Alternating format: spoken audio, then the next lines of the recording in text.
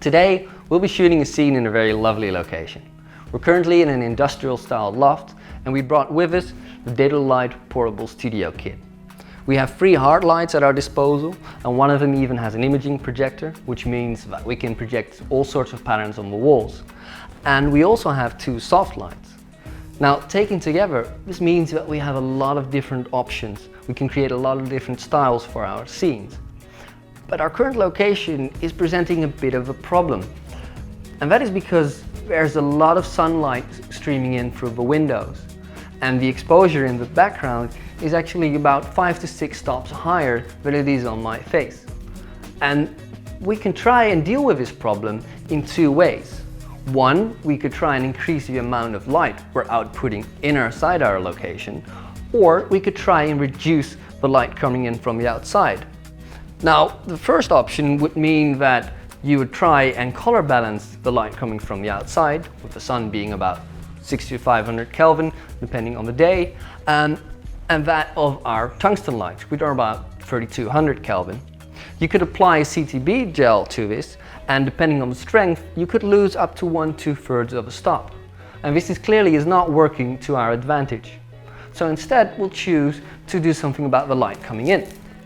And we can do that by applying a gel to the windows.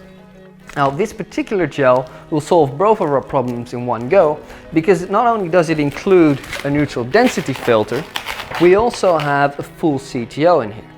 So this reduces 1 stop from the ND plus the addition of a full CTO. This means that we don't have to mess around with filters on our lights, which not only makes us faster, but it also retains the full light output of our fixtures. All we have to do now is set the white balance of our camera to tungsten light, and we're all set to go. And we can really take full advantage of the light shaping capabilities of this kit. So let's start.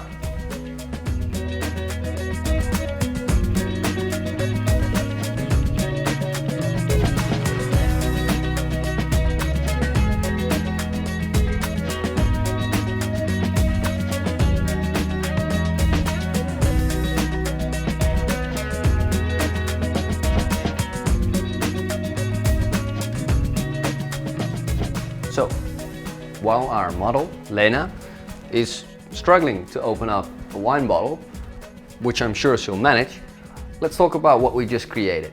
We had a small, simple dolly shot with Lena walking down to grab a nice glass of wine. Okay, so we sorted out the whole bottle situation, and right now we're at the end of our scene. So we have Lena sitting down, finally pouring that glass, and we have still a lot of ambient light coming in. And the light level right now is about 75 lux. And so we have some light coming in from behind the camera. On both windows we gelled as well. And we have light coming in from behind. And that means we have nicely balanced light. And this gives us the space to really use our key light. And so here, if you're going for a sort of natural but slightly glamorous look, you're not gonna drink the wine, or? No, I actually don't drink. Okay, yeah, should have thought of that. But we can still work on the light though. So we have a key light here, and at this distance, we're gonna be able to give us about 400 lux, which will mean that we can increase our exposure to about an f3.5. And that means that it'll nicely match the setting of our main camera right now, which is also set at f3.5. And this of course depends on the settings of your camera, but for us this is working quite nicely. What this does is, because we set the softbox at about a 45-degree angle off axis, well, as well as in height, it's going to fill in very nicely her face, but also reach the other side of her face, so it's not going to be completely in darkness.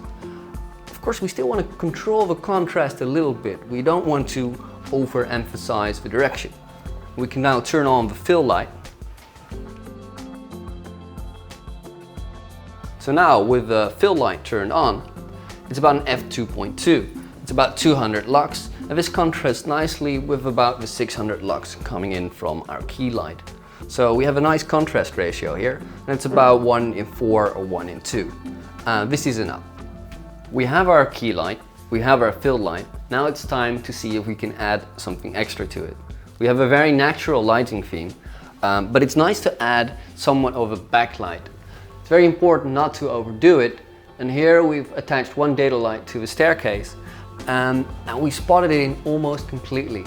It's focused at the back of her head, and the strength of it is about the same as the key light.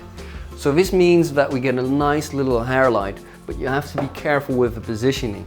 So now the lighting of our talent is complete, and we can start thinking about the background. So, you know, doing great, still sitting still. And let's take a look what we can do with our imaging projector. Now it's very subtle, and of course you need to make sure that the stand is not wobbling. And we're motivating this streaking pattern created by the imaging projector with a small steel gobo with the stairwell. So we're motivating the light coming in from behind us and streaking through the stairwell and giving a nice pattern. Our last Dedolight is over here, and we're using it to light the stairs. It's not even at full power, we just need to have a little bit of extra light here. With all the lights in place, we have a very nice progression in lighting, and this will really help lighting for movement. As Lena's coming down, she's walking through light. Right here, she's still in relative darkness, and again here, she's fully covered by the light at her end mark. And that means that you get a little bit of perspective, and it keeps it interesting for the viewers at least. But we can also do something different. We can make it a little bit more dramatic and, well, hopefully rekindle the interest of our model.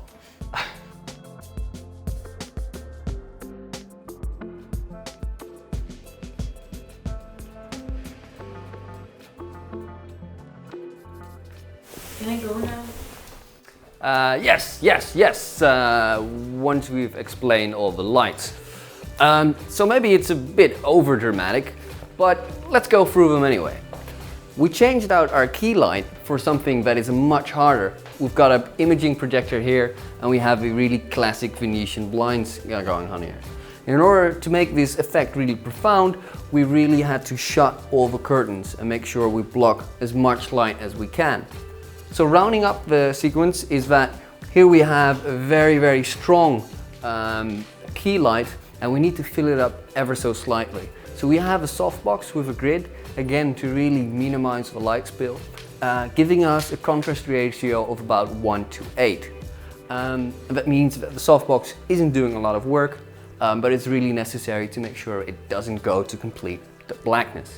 Since we want to make it sort of a thriller, and of course we're going a little bit over the top here, but we want to have a strong backlight. So we have not one, but two backlights. One is the backlight which we already had, and the second is another which we added to the exactly opposite in this camera. That gives it a really strong backlight. And we also wanted to do something with the stairs, because the stairs are sort of a natural cucullores, and you can really project some nice patterns with it. So to summarize, we can see that we have a small portable kit, and we can achieve a lot of looks with it. In our case, we did have to take care of the ambient lighting coming in from the outside. And just the addition of one single roll of gel solved a lot of problems for us.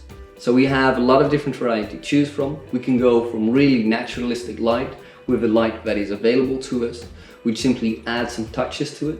Or if we block out most of the light, we can really create a dramatic look. Of course, this may not necessarily always be what you want, but just because this is a very small portable kit, you can still achieve a lot of results with it.